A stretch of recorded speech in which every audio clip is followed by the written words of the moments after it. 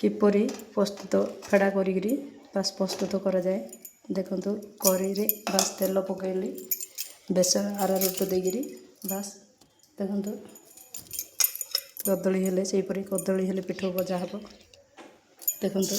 बास पकाला चोपा देसी रो कि टेस्ट आपन कही देखंतु पकाला देखंतु बायण हेले पकाला गोटा बायण बास काढ़ी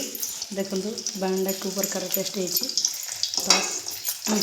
देखंतु गोटा बायण खड़ा होची आ कदली देसी कदली ये बायण बायण गोटा फेड़ा फेड़ा होती बास देखंतु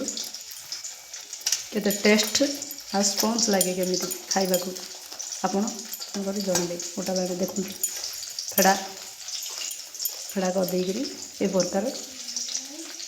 पिठो भजा है कंचा कदली देखो किसी नौले आप आरारूट मु खाली आरारूट देकरी करची बनई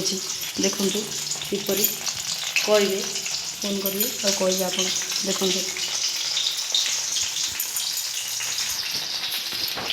देखु तेल बास पकली करें देखु ये टेस्ट हम